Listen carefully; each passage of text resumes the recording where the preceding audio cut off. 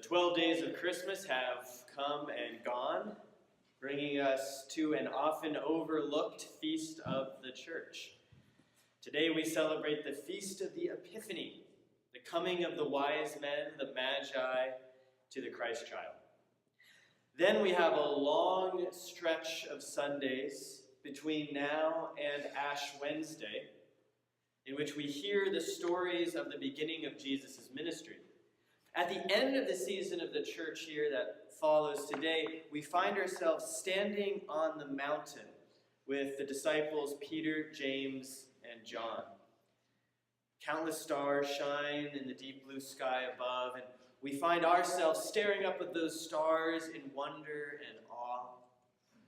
But then a new light, one that outshines the stars themselves, grows in front of us. It's so bright that we can barely look at it, yet it commands our vision.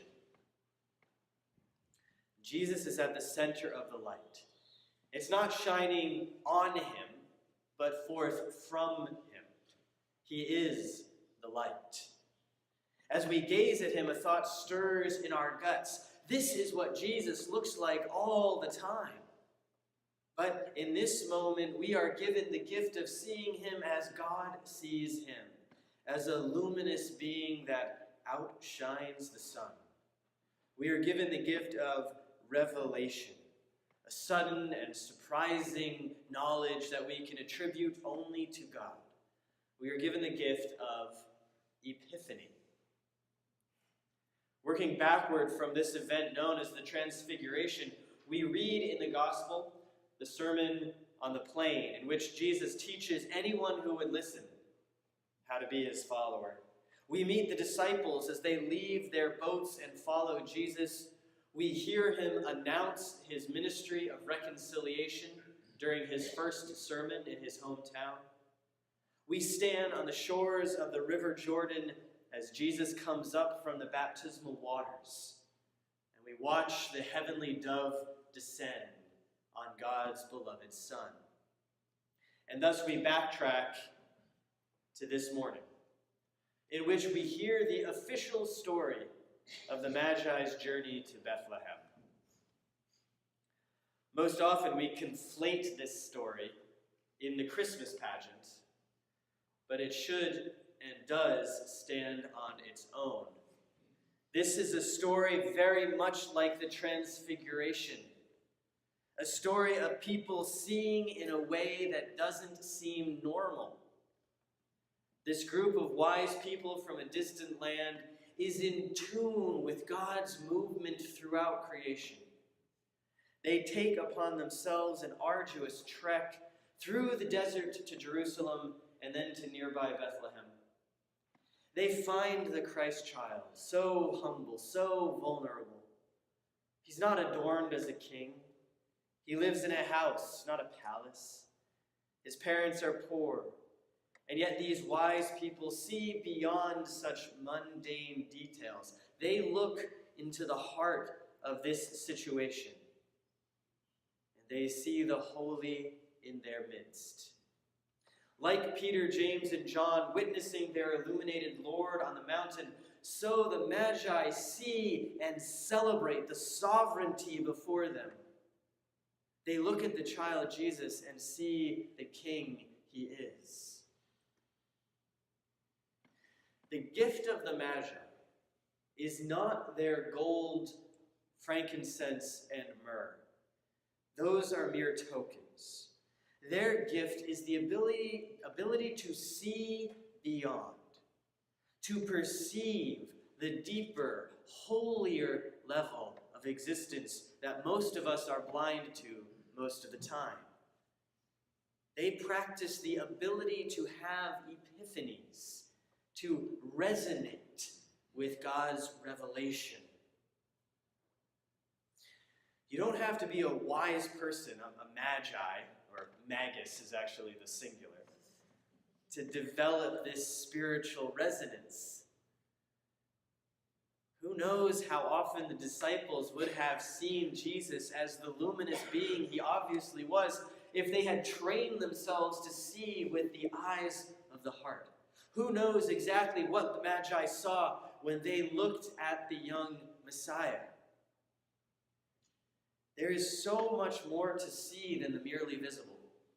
There's so much more that God is revealing to us each day of our lives that we miss because we are looking in the wrong direction or because we are wearing the wrong set of lenses. This is what the Feast of the Epiphany is all about. Following the Magi's example, we can train ourselves to see into the heart of things, to see what God is always revealing. And this is hard work. God knows we often miss what's right in front of us, let alone what's deep within. And so God has given us the light of the world to help us see. The disciples notice the glory of this light on the mountain. The Magi adore this light in the humble abode in Bethlehem. And each of us has this light shining both on us and forth from us. This is important, so I'll say it again. Each of us has this light shining both on us and forth from us. You and I are luminous beings in the eyes of God.